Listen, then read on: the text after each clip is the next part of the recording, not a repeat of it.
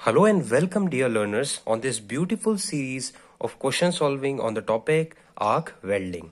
So, arc welding के कुछ questions हमने पिछले वीडियो में सॉल्व करे थे, जिसके अंदर open circuit voltage, short circuit current, maximum power, मैंने आपको सब इसके बारे में पूरा एक्सप्लेन करने की कोशिश करी थी और किस तरीके से हम न्यूमेरिकल्स को टैकल करते हैं वो चीज़ भी मैंने उस वीडियो में पूरा आपको समझाया है।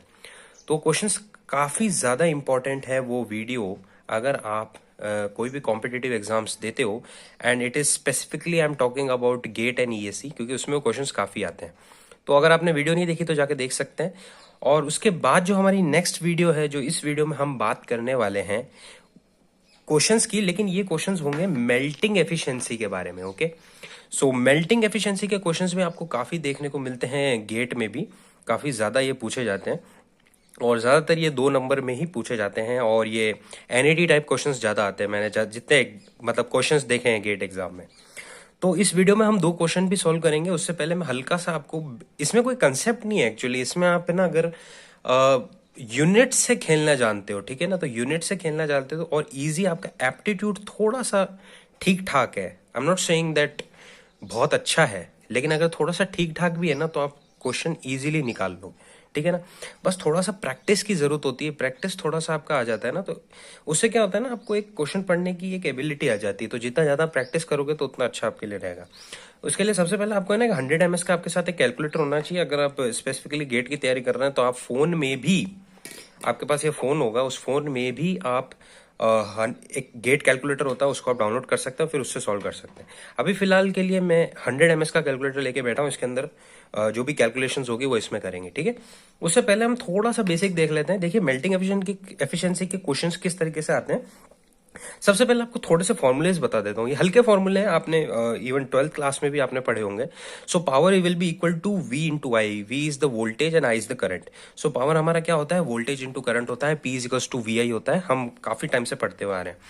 और इसकी यूनिट होती है वॉट, ठीक है ना। वॉट को हम और क्या लिख सकते हैं, जूल पर सेकंड। देखिए ऐसा यूनिट है, ठीक है ना, जूल पर सेकंड ऐसा यूनिट में, तो आपको ये ध्यान रखना है, ठीक है। उसके बाद होती है हमारी एफिशिएंसी। तो एफिशिएंसी में आपको ये चीज याद रखने की जरूरत नहीं है।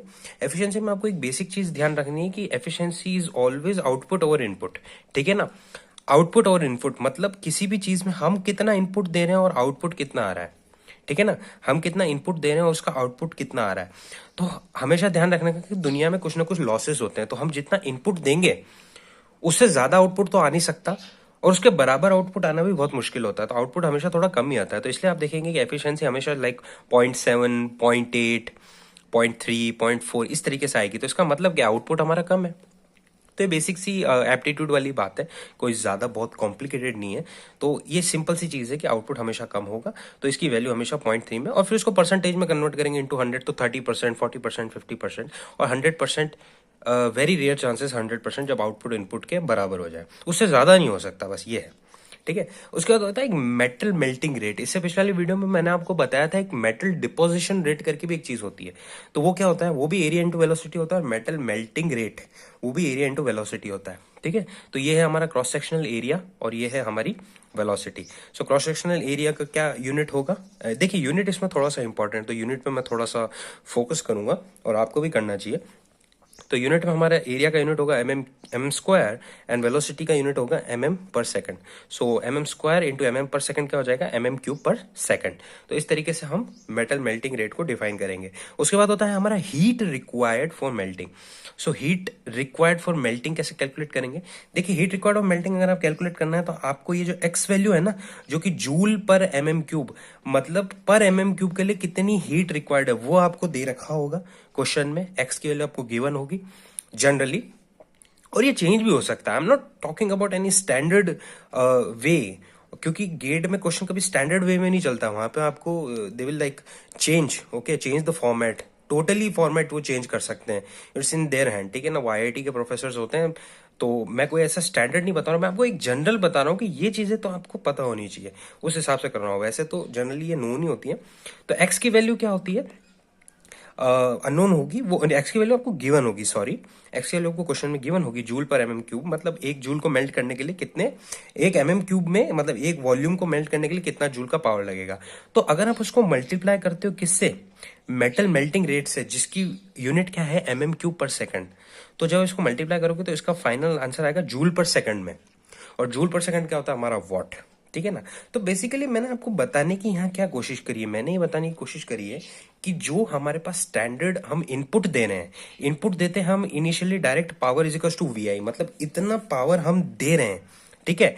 लेकिन जब फाइनल में मेटल मेल्टिंग रेट हो गया, कुछ लॉसेस हो गए, हीट रिक्वायर्ड फॉर मेल्टिंग, इनमें कुछ लॉसेस हो गए, तो वो आउटपुट हमको कितना, मतलब आउटपुट में हमको कितना मिल रहा है, तो वो चीज हमारे हमारे पास यहां से आएगी जो हमने नीचे फर्दर कैलकुलेशंस करी है। और जब हम आउटपुट को इनपुट से डिवाइड, क्योंकि इनपुट हमेशा हमारा ज्यादा होगा, ठीक है ना, इनपुट पावर हमेशा ज्यादा होगी, फिर कुछ लॉसेस के कारण हमारा ये पावर कम होगी, और जब हम इससे इसको डिवाइड करेंगे तो हमारी क्या आ जाएगी, ये एफिशिएंसी क्या है, मेल्टिंग एफिशिएंसी है। तो इस तरीके से हम निकाल पाएंगे। तो अभी आपको अगर समझ नहीं भी आया है तो भी हम आगे एक क्वेश्चन सॉल्व करने वाले हैं इस वीडियो में, जो कि क्वेश्चन आप देख सकते हैं आपकी स्क्रीन के सामने है, ये क्वेश्चन है। तो अगर आपको ये क्वेश्चन खुद से अगर आता है तो आप खुद से सॉल्व कीजिए, अदरवाइज मैं इस क्वेश्चन को अभी इस वीडियो में सॉल्व करने वाला हूँ, तो आप पॉज करके सॉल्व कर सकते हैं, अदरवाइज मैं इस वीडियो में कंटिन्यू आपको क्वेश्चन सॉल्व कर। तो सबसे पहले क्वेश्चन को रीड करना है। देखिए ये बड़ा क्वेश्चन आएगा, अगर आपको गेट में दिखेगा ना, लेट सपोज आपको गेट में दिखता है, तो विल बी लाइक लिटिल, आप थोड़ा सा नर्वस हो सकते हैं, बट इसमें नर्वस नहीं होना है, आपको सिंपल क्वेश्चन पढ़ना है, आपको वैल्यूज को ड्रॉ करना है, क्वेश्चन में से वैल्यूज को निकालना है, बाहर निकालना है।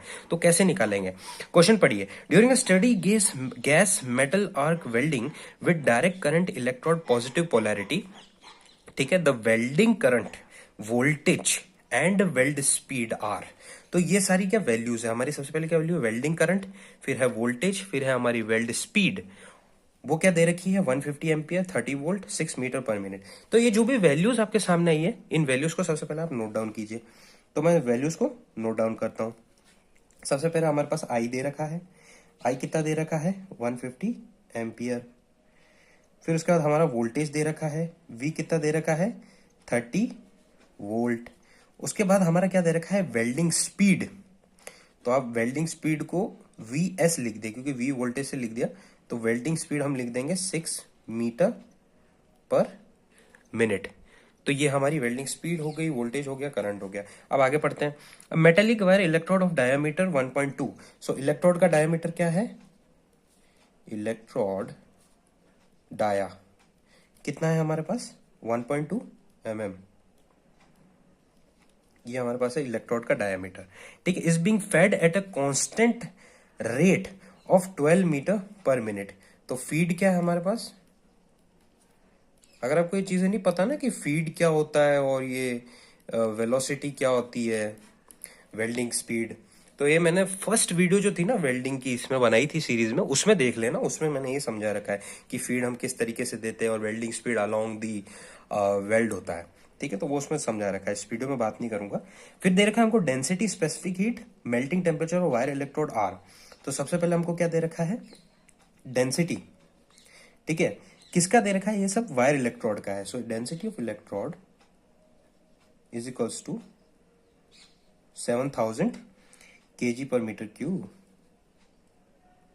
ठीक है। उसके बाद हमको क्या दे रखा है स्पेसिफिक हीट, सी दे रखा है, कितना दे रखा है 500 जूल पर केजी डिग्री सेल्सियस। और उसके साथ हमको क्या दे रखा है मेल्टिंग टेम्परेचर, टी मेल्ट दे रखा है 1530 डिग्री सेल्सियस। तो ये सब हमको स्पेसिफिक हीट प्लस ये सब गिवन है, ठीक है ना, स्पेसिफिक हीट भी गिवन है और ये सब गिवन, ठीक है। उसके बाद हमारा क्वेश्चन क्या कह रहा है, consider 2/3 of total electrical power, ambient temperature दे रखा है ना, टी एम्बिएंट 30 डिग्री सेल्सियस है, पहले एम्बिएंट टेम्परेचर देख लिख लेते हैं। उसका neglect latent heat of melting, हमको लेटेंट हीट को क्या करना है नेग्लेक्ट करना है, ठीक है ना। Consider 2/3 of total electrical power is available for melting the wire electrode. ये लाइन बहुत इंपॉर्टेंट है, ठीक है ना, इस लाइन को मिस कर गए तो क्वेश्चन आपने, अगर आपने आता भी है, आपने पूरा एल्गोरिदम, आपने पूरा प्रोसेस पता है, फिर भी आपका क्वेश्चन गलत हो सकता है, ठीक। Consider 2/3 of the total electrical power is available for melting, मतलब जो टोटल इलेक्ट्रिकल पावर अवेलेबल है ना, जो हम P=VI से निकालेंगे उसका भी 2/3 ही अवेलेबल है।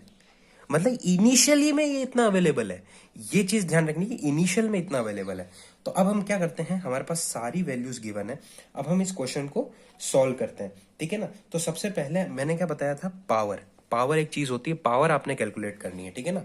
तो सबसे पहले आप कैलकुलेट करेंगे पावर। पावर क्या होता है, V इंटू आई। V हमारे पास क्या है 30 वोल्ट, और आई हमारा क्या है 150 एम्पियर, ठीक है। तो इसको जब आप सॉल्व करेंगे तो आपका कितना आ जाएगा 4500 वाट, या 4.5 किलोवाट भी आप लिख सकते हो। ये हमारा पावर आ गया, जो कि इनिशियली हम हमारे पास है। लेकिन क्वेश्चन में क्या गिवन है, क्वेश्चन में ये गिवन है कि 2/3 of the total electrical power, only 2/3 ही, इसका मतलब इसका 2/3 अवेलेबल है। तो 2/3 अवेलेबल है, तो हमको available power, available available power कितना है 2/3 ऑफ 4500। तो 3 से कैंसिल करेंगे तो कितना हो जाएगा 3000 वाट, या फिर हम कह सकते हैं 3 किलोवाट, ये आ जाएगा। कैलकुलेशन जो ऊपर हमने करी है ये पूरी थी किसकी, इनपुट की कैलकुलेशन। लेकिन अब हम जो करने वाले हैं वो है हमारी आउटपुट की कैलकुलेशन। इसका मतलब जो हमारा पावर सोर्स है, पावर सोर्स से इतना 3000 किलोवाट हम ड्रॉ कर सकते हैं, लेकिन वो ड्रॉन जो एनर्जी है वो हमारे इलेक्ट्रोड में कितनी ट्रांसफर हो रही है, उसकी जूल पर सेकंड की कैलकुलेशन अब हम करने वाले हैं। तो उसकी कैलकुलेशन कैसे करेंगे, देखिए आपके पास गिवन क्या है, आपके पास गिवन सारी चीजें वो पता कीजिए। आपके पास क्या गिवन है, आपके पास सबसे पहले आपको निकालना है energy, energy used for melting electrode. क्या वो एनर्जी बराबर होगी E is equals to MC∆T। ये फॉर्मूला आपने पढ़ा है एनर्जी का, ये फॉर्मूला आपको definitely you are aware by this formula, क्योंकि ये फॉर्मूला थर्मोडायनामिक्स वगैरह बहुत जगह यूज आता है। तो M, अब इसमें ये ध्यान रखिएगा कि जो हमारा, क्योंकि एनर्जी की यूनिट होती है जूल, क्या होती है जूल, लेकिन हमको इस तरीके से सॉल्व करना है कि जो एनर्जी की यूनिट है ना वो जूल पर सेकंड में आए। किस में आए, जूल पर सेकंड में, क्योंकि हमको energy in the form of what चाहिए, ठीक है ना, जूल पर सेकंड के फॉर्मेट में चाहिए। अब क्यों चाहिए, क्योंकि जब आप मेल्टिंग एफिशिएंसी निकालोगे तो मेल्टिंग एफिशिएंसी में आपके पास जो इनपुट है, इनपुट तो 3 किलोवाट हमने निकाल लिया ना, तो जो आउटपुट जब हम निकालेंगे तो वो भी तो किलोवाट में होना चाहिए। और जूल जूल पर सेकंड मतलब 3000 वाट ले लो या 3 किलोवाट ले लो, तो आउटपुट भी तो हमारे पास वाट में होना चाहिए, तभी तो हम एफिशिएंसी निकाल पाएंगे। तो इस तरीके से आपको इसको कन्वर्जन करना है। तो हम यहाँ पे क्या लेंगे, जो मास है ना वो मास फ्लो रेट लेंगे, इसके अंदर रेट ऑफ मास, ठीक है ना। तो अब वो कैसे लेंगे, आपको ये अगर समझ भी नहीं आया ना तो हम आगे देखिए। अब देखिए हमको मास लेना है, सबसे पहला मास। अब मास क्या लेंगे, मास क्या होता है, डेंसिटी क्या होता है, मास पर यूनिट वॉल्यूम होता है। तो मास क्या होगा, डेंसिटी इंटू वॉल्यूम। डेंसिटी आपको इलेक्ट्रोड की दे रखी है, ये दे रखी है 7000, तो आप 7000 लिखिए। और एक चीज ध्यान रखिएगा, क्योंकि हमको ऐसा यूनिट में आंसर चाहिए ना, तो इसमें जितने भी वैल्यूज होंगी आप उनको इनिशियली ऐसा यूनिट में कन्वर्ट कर दीजिए। तो आप जैसे इनिशियली उनको ऐसा यूनिट में कन्वर्ट करेंगे तो आंसर हमारा ऐसा यूनिट में ही आएगा। तो जैसे मास, आप देखिए यहाँ पे डेंसिटी की यूनिट क्या दे रखी है, डेंसिटी की दे रखी है, इसको हम क्या लिख रहे हैं, मैं यहाँ लिख देता हूँ अगर कंफ्यूजन हो तो। मास और डेंसिटी इंटू वॉल्यूम लिख रहे हैं, ठीक है ना। तो डेंसिटी क्या है हमारे पास 7000 केजी पर मीटर क्यूब, एकदम सही है डेंसिटी।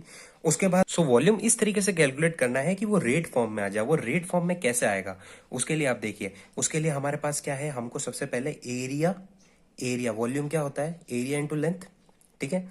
तो अब आप देखिए इसके अंदर क्या है, एरिया किस तरीके से निकालने के, जो हमारी इलेक्ट्रोड है वो electrode in the shape of what, it is in the shape of cylinder. So cylinder का वॉल्यूम क्या होता है, सिलेंडर का वॉल्यूम निकालिए, सिलेंडर का वॉल्यूम होगा π/4 डी स्क्वायर। अब डी आपको डायमीटर, इलेक्ट्रोड का डायमीटर गिवन है 1.2 mm में, ठीक है ना। तो 1.2 mm है, मैंने क्या बोला था, इसको किस में कन्वर्ट करना है, मीटर में, सब ऐसा यूनिट में चाहिए, ठीक है ना। तो 10⁻⁻ कितना हो जाएगा, 10⁻⁻6।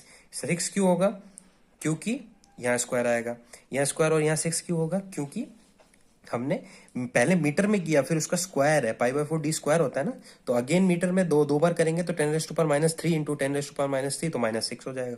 इस तरीके से ये हमारा क्या आ गया, एरिया आ गया।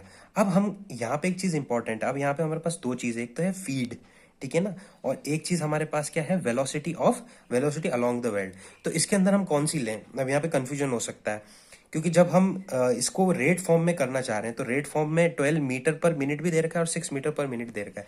लेकिन जब हम इसमें एनर्जी किस में कंज्यूम हो रही है, एनर्जी हमेशा फीड में कंज्यूम हो रही है, क्योंकि फीड में क्या हो रहा है कि हमारा जो इलेक्ट्रोड है उसका ये इलेक्ट्रोड का मतलब इलेक्ट्रोड खत्म होता जा रहा है, फीड दे रहे हैं हम। इलेक्ट्रोड क्या है, इलेक्ट्रोड मेल्ट होता जा रहा है, इसीलिए फीड दे रहे हैं हम, तो फीड की साइड वो मेल्ट हो रहा है, उसी में एनर्जी कंज्यूम हो रही है। अलोंग द लेंथ तो केवल वेल्डिंग हो रही है, ये तो स्पीड है इलेक्ट्रोड की, लेकिन उसकी फीड में क्या हो रहा है, वो मेल्ट होता जा रहा है और उसका डिपोजिशन होता जा रहा है। तो हम ये फीड वाला लेंगे, तो इसके अंदर फीड वाले को रेट फॉर्म में है, तो 12 डिवाइडेड बाय, अब मिनट है तो मिनट को आप 16 कर देंगे, क्योंकि जूल पर सेकंड में आंसर चाहिए, तो हम किस में कर देंगे, 12 डिवाइड बाय 60। अब मीटर है तो ऑलरेडी मीटर है, कोई प्रॉब्लम नहीं है, ठीक है। तो ये तो हमारा क्या हो गया, ये अभी तक मास का काम हुआ है, रो इंटू वी हुआ है, ये है रो और ये पूरा था वी। अब हम बात करते हैं सी।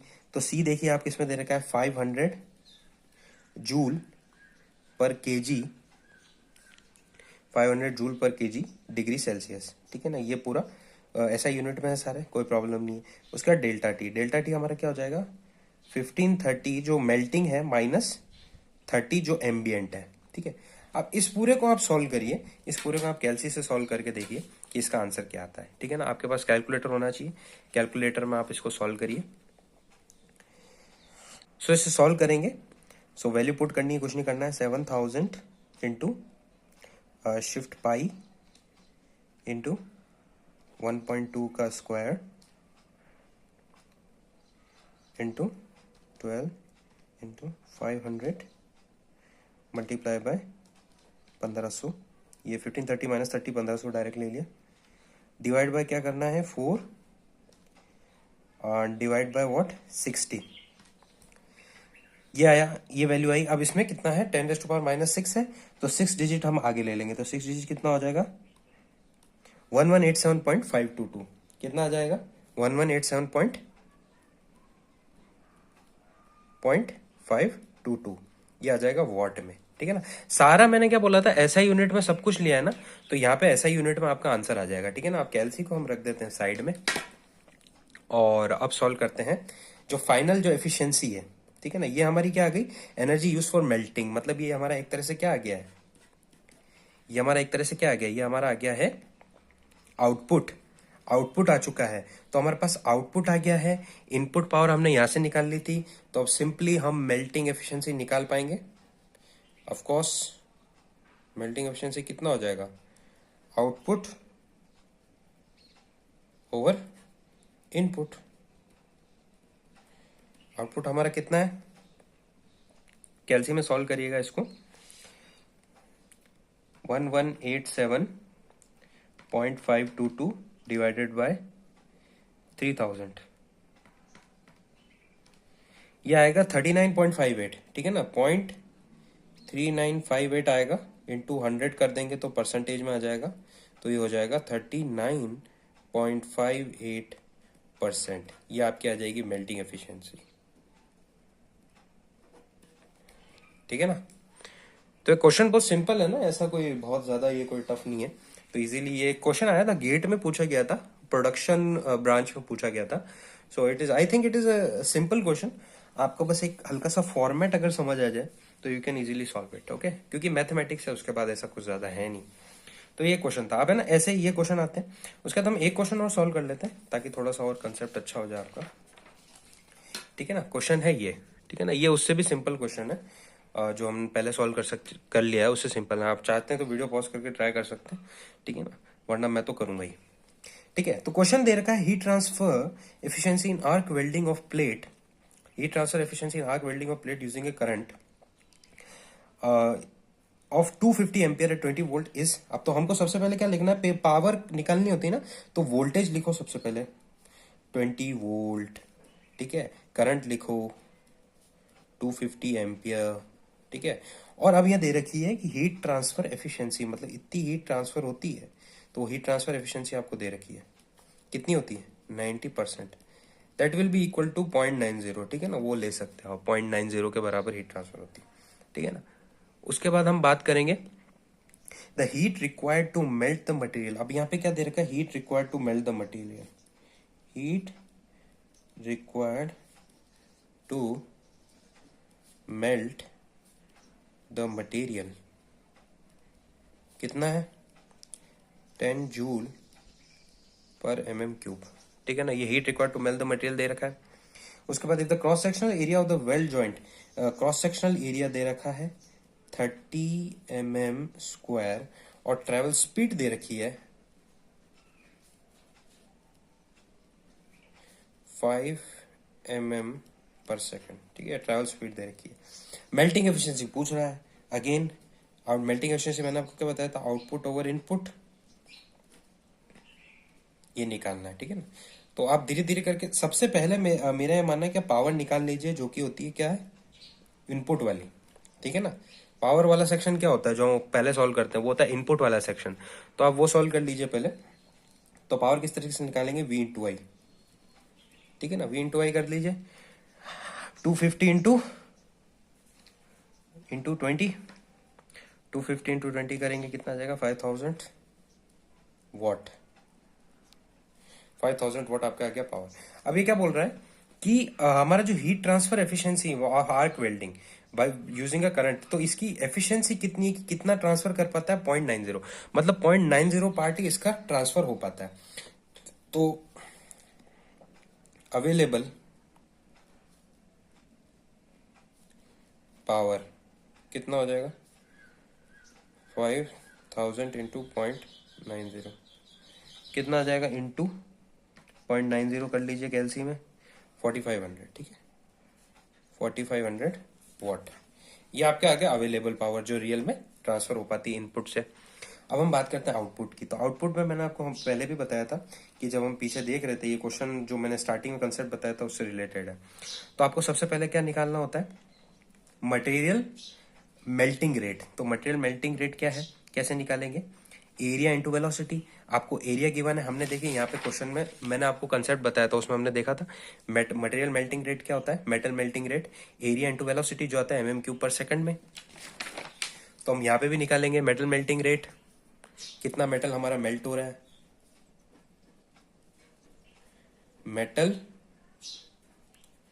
मेल्टिंग रेट कितना हो जाएगा, area of cross section into velocity. तो एरिया ऑफ क्रॉस सेक्शन आपको गिवन है ना क्वेश्चन में, what is area of cross section, 30 mm/², ठीक है ना, 30 mm²। और हमारा क्या दे रखा है, ट्रेवल स्पीड क्या दे रखा है, 5 mm/s। ये टोटल कितना हो जाएगा, 150 mm³/s, ठीक है ना। तो आप जब आप क्वेश्चन सोल्व करने लग जाओगे तो आपको देखने लग जाएगा यार कि जो यूनिट है ना वो कैंसिल, मतलब जो आपको गिवन होगा, जैसे इसमें गिवन क्या है, इसमें गिवन है कि heat required to melt the material 10 joule per mm, मतलब इतनी पर mm³ इतनी हीट चाहिए होती है। तो अब जब आप इसको सॉल्व करोगे, जब इससे उसको मल्टीप्लाई करोगे, सीधा आपको क्वेश्चन में दिख जाएगा कि वो इससे मल्टीप्लाई होगा, जैसा मैंने आपको कंसेप्ट में भी बताया था। तो जब आप mm³/सेकंड इंटू जूल पर mm³ करोगे तो हमारा फाइनल आंसर जूल पर सेकंड में हो जाएगा, ठीक है। तो जूल पर सेकंड में जब हमारा आंसर आ जाएगा तो इससे पता लग जाएगा कि वॉट में आंसर आ गया, और वॉट में हमारे पास वो क्या आ जाएगा, वो आ जाएगा आउटपुट, जितना इनपुट दिया उसका आउटपुट में कितना जनरेट हुआ है। तो अब हम बात करते हैं फाइनल पावर इन, और पावर इन में लिखेंगे इसको ज्यादा, ये लिखेंगे कि जो हमने पीछे लिखा था हीट रिक्वायर्ड फॉर मेल्टिंग, ठीक है ना, हीट रिक्वायर्ड फॉर मेल्टिंग, ये लिखेंगे।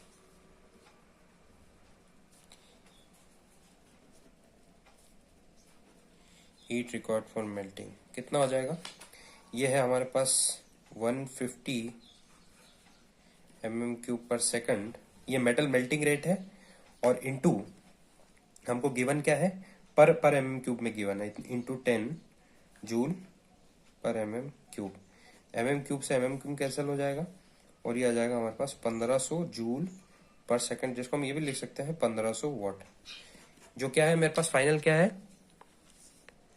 1500 वॉट, जो मेरे पास क्या है फाइनल, कौन सी पावर है ये मेरे पास आउटपुट वाली। क्योंकि मैंने आपको हमेशा बताया था कि जो आउटपुट वाली वो हमेशा लेस होगी इनपुट से। यहाँ देख सकते हैं इनपुट ज्यादा है और आउटपुट कम है, तभी हमारी एफिशिएंसी निकलेगी। अब सिंपल आपको ने क्या करना है, मेल्टिंग एफिशिएंसी निकालनी, क्या करना है, आउटपुट ओवर इनपुट, आउटपुट क्या है, इनपुट क्या है, ये कैंसिल हुआ, 1/3 आ जाएगा। 1/3 क्या परसेंटेज में कितना हो जाएगा, इंटू 100 कितना हो जाएगा, ये 33.33%। ये आपका मेल्टिंग एफिशिएंसी आ गई है, ठीक है ना। तो मुझे नहीं लगता कि ये क्वेश्चंस ज़्यादा टफ होते हैं अगर आपको बेसिक एप्टीट्यूड, और ये थोड़ा सा मैंने प्रोसेस आपको बताने की कोशिश करी है। तो आप जैसे जैसे एप्टीट्यूड डेवलप करोगे तो आप इजीली क्वेश्चन को सॉल्व कर लोगे। तो मैंने आपको बता ही दिया क्या, सबसे पहले हमको क्या नीड होती है, पावर निकालनी होती है, ठीक है ना। तो पावर में देखिए आपके वोल्टेज गिवन है, करंट गिवन है, तो सिंपली आप क्या निकाल लीजिए, पावर निकाल लीजिए। फिर कई बार उसकी एफिशिएंसी दी जाती है कि इतनी अवेलेबल पावर है, मतलब इतनी थोड़ी सी इतनी ही सप्लाई कर पाता है, तो उसकी एफिशिएंसी जैसे मल्टीप्लाई कर दिया इसमें, तो वो निकल के आएगी, वो हमारी क्या आ जाएगी, इनपुट पावर।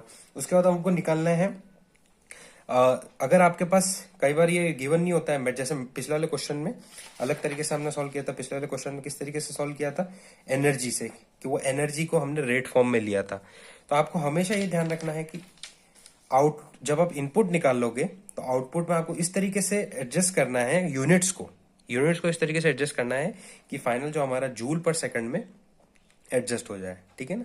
जूल पर सेकंड में एडजस्ट हो जाए, जूल पर सेकंड क्या हो जाएगा, वॉट, जो कि हमारी क्या हो जाएगी, आउटपुट पावर, ठीक है ना। वो आउटपुट पावर क्या हो जाएगा, कितना मेल्टिंग रॉड को मेल्ट करने में कितनी पावर कंज्यूम हो रही है। इनपुट में तो हम सप्लाई दे रहे हैं और आउटपुट में वो रॉड को मेल्ट करने के लिए कितनी कंज्यूम हो रही है। तो इस तरीके से हमने निकाला, फिर उसकी एफिशिएंसी निकाल ली। तो I think it is very simple. अगर आप थोड़ा सा प्रैक्टिस की ज़रूरत होगी, प्रैक्टिस करेंगे तो इजीली आप कर पाएंगे सॉल्व। सो आई होप ये समझ आया होगा आपको। तो इसी तरीके से तो इस वीडियो में बस इतना ही। फिर नेक्स्ट वीडियो में हम क्या सॉल्व करने वाले हैं, रेजिस्टेंस वेल्डिंग के क्वेश्चन करेंगे, स्पॉट वेल्डिंग, सीम वेल्डिंग वगैरह उसमें आता है, तो उसके क्वेश्चंस हम सॉल्व करेंगे नेक्स्ट वीडियो में। वेल्ड नगेट वगैरह उसमें ये चीज़ें आती हैं। तो मेरे हिसाब से जो प्रोसेस है वो भी उसमें भी ऑलमोस्ट सिमिलर ही रहेगा। उसमें भी मेल्टिंग एफिशिएंसी वगैरह उनके क्वेश्चंस होते हैं, तो वो सिमिलर रहेगा, लेकिन हम एक या दो क्वेश्चन उसमें भी सॉल्व करेंगे और इस तरीके से फिर वेल्डिंग में हम एंड करेंगे। तो ऐसे क्वेश्चंस आपको दिखेंगे एग्जाम में। आई होप आपको समझ आया होगा। अगर समझ आया तो लाइक कर सकते हैं और सब्सक्राइब भी कर सकते हैं चैनल को। तो इस तरीके से वीडियो लाता रहूँगा। Thanks for watching.